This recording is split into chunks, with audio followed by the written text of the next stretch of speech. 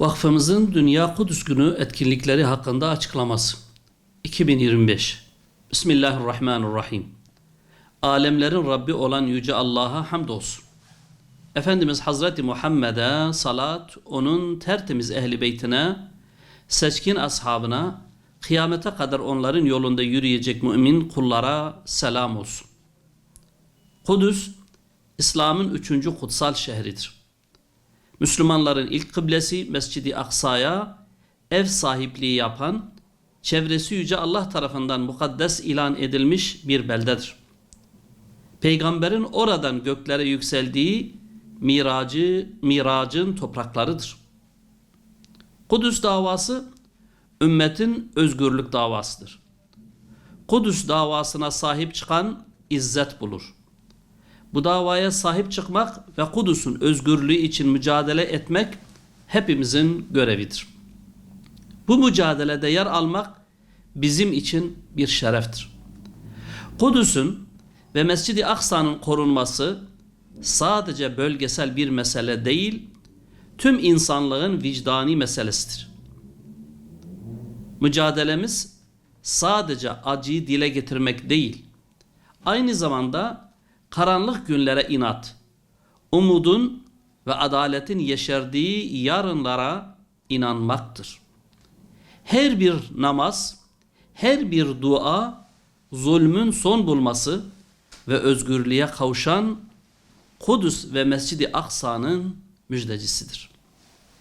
Gönüller mahzun, yüreklerde sızı olsa da Selahaddin'in aşkı ve azmi ile Filistinli Müslümanlar Kudüs ve Mescid-i Aksa'nın esaretinin son bulması için her türlü fedakarlığı sergileyip bedel ödemektedirler. Biz iman erlerine düşen de maddi manevi bu davaya desteklerimizi sunmaktır. İşte bu desteklerden biri de Kudüs davasını daima gündemde tutup bu davaya sahip çıkmaktır. Bunun için de dünya Müslümanları Ramazan ayının son cumasını Kudüs günü olarak kutlamakta, bugün vesilesiyle Kudüs'ün özgürlük feryadını tüm dünyaya duyurmaktadırlar. Bugün Kudüs için yapılacak en önemli şey birlik içinde hareket etmek, zulme karşı sesimizi yükseltmek ve Filistinli kardeşlerimize her alanda destek olmaktır. Dualarımız, yardımlarımız ve mücadelemiz Mescid-i Aksa özgür olana dek sürecektir.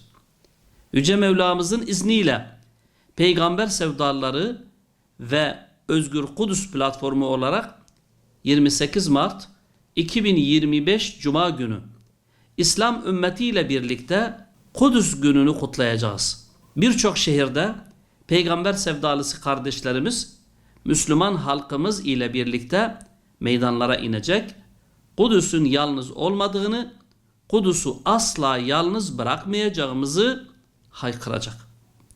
Kudüs'ün özgürlüğü ve Mescid-i Aksa'nın hüznünün sona ermesi için aklımız hep Kudüs'te olacak, kalbimiz Kudüs diye atacak, sesimiz Kudüs diye haykıracaktır. Kudüs özgür olana ve Siyonistlerin vahşeti son bulana dek bizler her daim Kudüs'ü haykıracak ve gündemde tutmaya devam edeceğiz. Rabbimizden niyazımız şudur ki Kudüs en kısa zamanda özgürlüğüne kavuşsun, zalimler hak ettikleri akibete uğrasın ve Filistin toprakları adalet ve huzurla buluşsun. Dünya Kudüs gününün yeniden diriliş şuuruna vesile olması temennisiyle tertip edeceğimiz Dünya Kudüs günü etkinliklerine tüm halkımızdan destek ve katılım bekliyoruz. Peygamber Sevdaları Vakfı ve Özgür Kudüs platformu.